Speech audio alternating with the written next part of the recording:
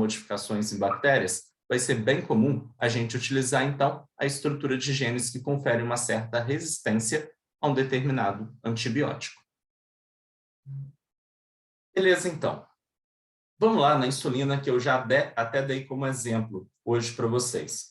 Em relação à estrutura da insulina, então, a gente vai pegar um gene de interesse humano, a gente vai pegar a bactéria, separar o plasmídio. Utilizando a enzima de restrição, a gente vai abrir o plasmídio, colocou o gene, ligou usando DNA ligase, reintroduz o plasmídio na bactéria. Ele foi modificado, então agora a gente tem uma bactéria transgênica. Em laboratório, sobre condições ideais, dando nutrição, temperatura, uma bactéria até em 20 minutos consegue reproduzir. Uma, em 2, em 20 minutos.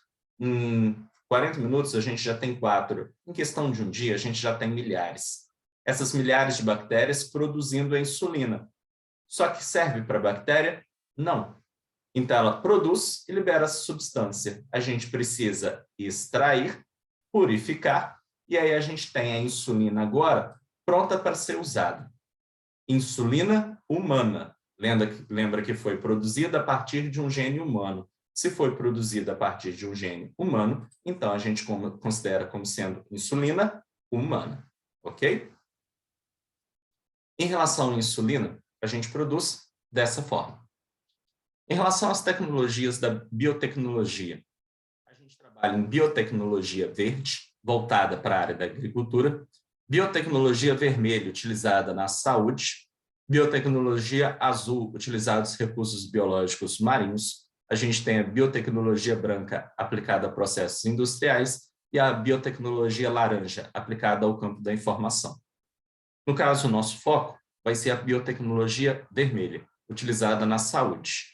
Então, nosso foco, biotecnologia vermelha, que vai ser aplicada à saúde. Apesar do nosso foco ser biotecnologia vermelha, que é aplicada à saúde, a gente vai falar um pouquinho das outras áreas, principalmente em relação a plantas transgênicas, já que nós consumimos transgênicos o tempo todo. Ok? Vamos lá. Em relação a estruturas de plantas transgênicas. Plantas transgênicas já estão no mercado tem muito tempo. Se a gente pega grande parte de vocês que vão estar assistindo essa aula, que tem na casa de até 20 e poucos anos, a gente pega que basicamente a vida toda de vocês consumiram transgênicos. Muitas das vezes as pessoas ficam com preconceito, não, transgênico pode trazer uma mutação. Se grande parte da vida de vocês já consumiram transgênicos, até hoje não causou nenhuma modificação, então possivelmente não vai ter nenhum efeito maior. Por isso que transgênicos, quase toda a nossa produção, em alguns setores, já são transgênicos. Hoje em dia, nem é obrigatório em alguns produtos mais ter um Tzinho que simboliza que o produto é transgênico. Ok? Em relação a plantas modificadas, eu vou fazer os processos básicos de acordo com o meu interesse. Como assim processos básicos?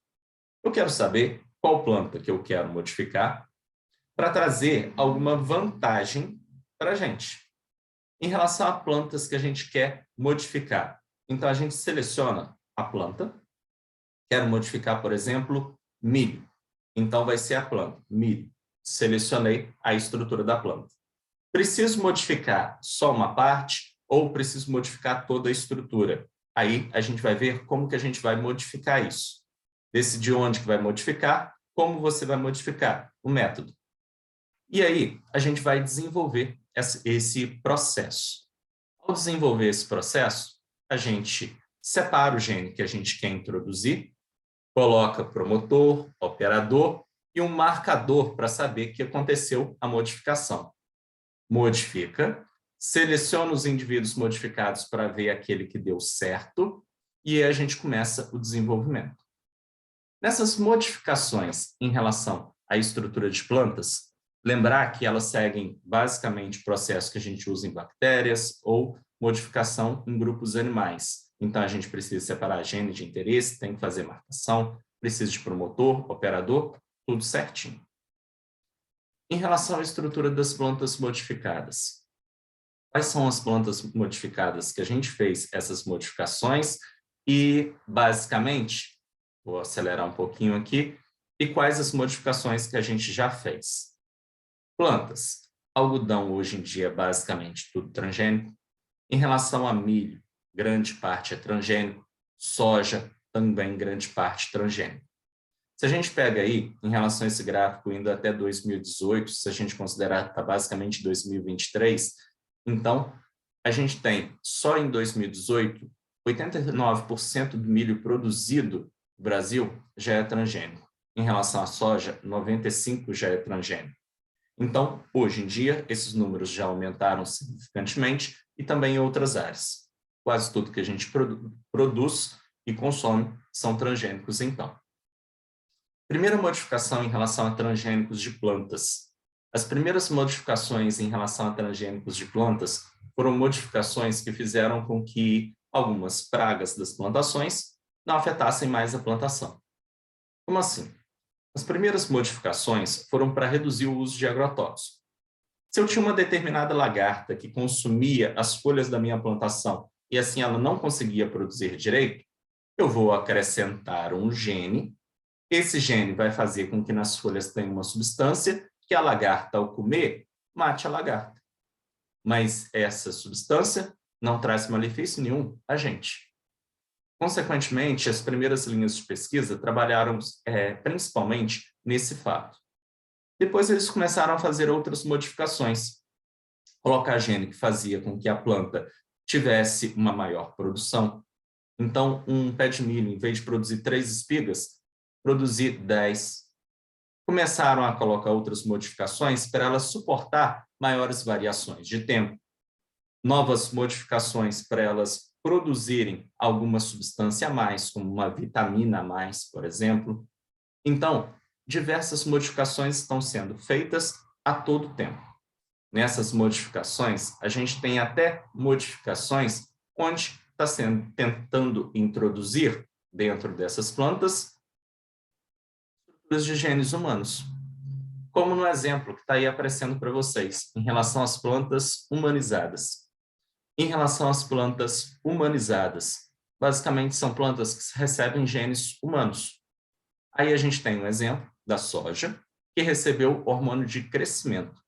Em relação à soja, ao receber o gene responsável pelo hormônio de crescimento, essa soja passa a produzir o hormônio de crescimento. E aí, alimentando ratos com essa soja, eles notaram que os ratos tiveram um crescimento maior através da alimentação dessa soja. Então, eles tentam colocar em plantas para que elas passem a produzir algo de nosso interesse. Nesse ponto, como que eu vou introduzir esse gene? Tem 2 formas básicas de introduzir o gene. Eu posso utilizar uma bactéria, então faço uma bactéria levar o gene até dentro das células e introduzir o gene. No caso, para plantas, a bactéria mais utilizada é a Agrobacterium tumefaciens. Ou eu posso utilizar um aparelho, aí eu botei uma foto antiga. O aparelho da forma nova vai fazer o seguinte, na forma antiga também. Ele vai pegar basicamente as partículas de DNA, envolver em tungstênio ou ouro e vai tirar o DNA contra as células que quer modificar. E aí, se esse DNA parar exatamente dentro do núcleo, a modificação foi bem sucedida. A gente chama essa técnica de biobalística. Utilizando agrobacterium ou a biobalística, posso modificar, então, a estrutura da célula que eu desejo, desenvolvo em laboratório, testo para ver se é aquilo que eu queria, testou, passou por todos os procedimentos, então pode ser utilizado. Okay? Em relação à próxima técnica que a gente vai ver. Próxima técnica que a gente vai ver em relação à parte de PCR. Em relação à PCR, de forma bem simples. Nome, reação em cadeia da polimerase. Nome, reação em cadeia da polimerase. Para que eu faço PCR? Duplicar o DNA. Então, tenho uma fita de DNA, quero duplicar, beleza, utilizo PCR. A PCR serve, então, basicamente para duplicar o DNA. Função da PCR, então, duplicar a estrutura de DNA. Ok, para que eu posso aplicar isso? Eu posso aplicar isso para diversas formas diferentes. Vamos dizer que eu esteja trabalhando com uma determinada substância presente numa planta. Se eu sempre precisar pegar a planta para extrair a substância e aí poder fazer uma pesquisa sobre ela, isso vai me dar muito trabalho. Agora eu posso saber o gene responsável por produzir essa substância e fazer com que seja introduzido uma bactéria e produza o tanto que eu precisar. Nesse processo, então, eu preciso pegar o gene e aí, se eu tiver ele em pequena amostra, aumentar a quantidade de amostra. Se eu tenho um gene, preciso aumentar para pelo menos 1000 para poder fazer todos os testes que eu quero. Utilizo a PCR para isso. Aconteceu um crime. No que aconteceu um crime, na cena do crime, eu encontrei uma gotinha de sangue. Tem DNA ali. Eu posso fazer um teste de DNA para descobrir entre os suspeitos qual é o culpado. Só que a amostra é muito pequena. E se der erro? Simples. Então, antes eu vou pegar o DNA da amostra, vou utilizar a PCR, vou multiplicar esse DNA. Depois que eu tiver vários desse DNA, eu posso fazer quantos testes eu desejar. PCR, então, vou duplicar o DNA para poder fazer testes. Tá? Nesse ponto, PCR ficou mais conhecida nos últimos anos, basicamente depois que começamos em relação ao COVID, por causa do teste ouro para COVID. O melhor teste para COVID é chamado de RT-PCR, onde eu preciso do PCR para duplicar um material genético. No caso, um material genético viral. Vamos ver, basicamente, o que a PCR vai fazer, então. Primeira coisa, eu preciso duplicar a estrutura do DNA. Para duplicar a estrutura do DNA, lembra que o DNA é formado por duas fitas. Eu preciso separar essas duas fitas. Para separar essas duas fitas, uma máquina que vai realizar o procedimento de PCR, ela vai aumentar a temperatura até 95 graus. Ao aumentar a temperatura em 95 graus, as pontes de hidrogênio são desfeitas. No que as pontes de hidrogênio são desfeitas, as duas fitas são separadas. Duas fitas foram separadas ao aumentar a temperatura a 95 graus Celsius. Beleza. Aí a máquina reduz a temperatura a cerca de 45 a 65 graus. E é adicionado a estrutura de um primer. No caso, vários primers são colocados na amostra. Em relação aos primers, são esses pequenos segmentos que eu estou riscando aqui. Esses pequenos segmentos, qual a finalidade desses pequenos segmentos, desses primers? Fornecer um ponto de fita dupla. Porque quem vai sintetizar as novas fitas de DNA é uma enzima chamada de polimerase. Só que essa enzima polimerase, ela só se liga num ponto de fita dupla. A partir do momento que eu separei e vou ter essas fitas como molde para as novas, eu não tenho a estrutura de fita dupla. Então, preciso colocar o primer para fornecer um ponto de fita dupla para que a polimerase possa se ligar e comece a sintetizar novas fitas. Beleza. Coloquei o primer se ligou, eu vou fazer a polimerização, aumento a temperatura até 72 graus e coloco a minha polimerase. DNA polimerase. Ela vai se ligar e ela vai sintetizar a nova estrutura de fita de DNA. Uma na fita superior, usando como molde a fita superior, e vai sintetizar na fita inferior também, usando como molde a fita inferior. Só que aí eu tenho um pequeno detalhe. Nesse processo de síntese, lembrar que se eu estou utilizando uma polimerase do meu corpo, funcionaria? Não. As polimerases do nosso organismo funcionam numa temperatura de 36 graus. Aí a gente está numa temperatura de 70 graus. Então, a polimerase do nosso corpo não vai funcionar. Por isso, a gente usa termos aquáticos polimerases, ou TAC polimerase. O que seria esse termos aquáticos polimerases? É basicamente uma polimerase retirada desses termos aquáticos, que é basicamente uma bactéria que vive em ambiente quente. aquela água próxima a estruturas de vulcões que ficam fervendo constantemente, estruturas de geysers, onde a temperatura pode chegar a 100 graus Celsius ou mais, dependendo da situação, é ali que eu encontro essas bactérias. A polimerase dessas bactérias podem sintetizar DNA a altas temperaturas. É justamente ela que eu utilizo. Beleza. Mas para ela fazer a síntese, eu preciso dos nucleotídeos. Para a polimerase, juntando, ela precisa da adenina, da timina, da citosina, da guanina. Aonde que ela vai pegar isso? Esse aparelho que faz a PCR vai ter cartuchos, como se fosse uma impressora mesmo, e nesses cartuchos tem DNA, tem adenina, timina, citosina e guanina. Então, elas são adicionadas à nossa mistura e a polimerase vai pegando aquela que ela precisa e vai sintetizando a nova fita. Uma máquina, então, realiza todo o processo de duplicação. Se nessa máquina a gente configurar ela como um ciclo, quer dizer que ela duplica uma vez. Se a gente falar para essa máquina, então, fazer 2 ciclos, então tem um DNA, um ciclo 2, 2 ciclos, já tem 4 DNAs. Quanto mais ciclos forem solicitados, mais vezes eu vou fazendo a duplicação. Nesse processo, quer dizer que, em questão de algumas horas, eu posso ter milhares de novas fitas de DNA. E como que vai funcionar a RT-PCR? RT-PCR, que é o teste ouro para COVID. Vamos lá. Primeira coisa que a gente precisa lembrar, que a gente precisa anotar. Em relação ao COVID, COVID é um vírus de RNA. PCR duplica DNA. Então, eu preciso transformar estrutura de RNA em DNA. Para fazer essa transformação, vou precisar de uma enzima. Essa enzima é chamada de transcriptase reversa. Então, esse RT do nome é por causa do nome dessa enzima, chamada de transcriptase reversa. Ao usar a transcriptase reversa, eu transformo o RNA em DNA. Então, coletei uma amostra de um indivíduo, levei para o laboratório. No laboratório, eles vão pegar aquele material, vão usar essa enzima transcriptase reversa para transformar RNA que estiver presente na amostra em DNA. Se tiver vírus ali, RNA, vai ser transformado em DNA.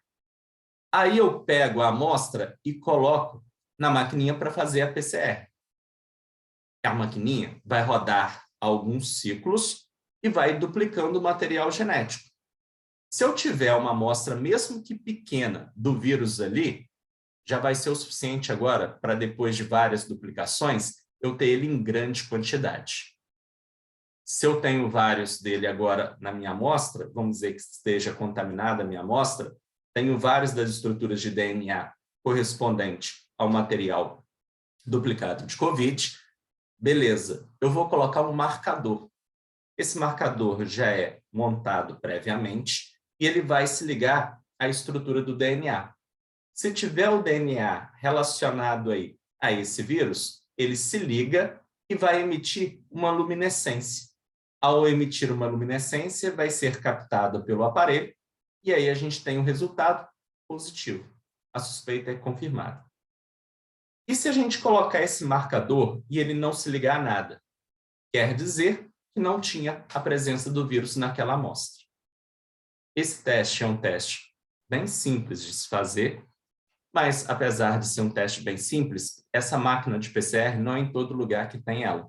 No caso, os nossos exames regionais aqui, geralmente mandados para Belo Horizonte, para que esse teste pudesse ser realizado. Tá? Então, novamente, de forma rápida, PCR serve para duplicação do material genético. Em relação a RT-PCR, teste ouro para COVID. Como que funciona? COVID é um vírus de RNA. PCR duplica DNA. Então, tem que transformar RNA em DNA. Uso a enzima transcriptase reversa. Por isso, o RT do nome. Formei DNA, pego a técnica da PCR, duplico várias vezes o material genético. Dupliquei. Coloco na minha amostra uma substância que vai se ligar ao material genético do vírus e emitir luminescência. Se tiver presente o material genético do vírus, emite luminescência, o aparelho detecta, confirmado. Então, tá com Covid. Agora, se não se ligar a nada, quer dizer que deu negativo. A pessoa não tem a doença, ok? Gravarei posteriormente o restante desse tópico e aí envio para vocês, ok? Até a próxima aula.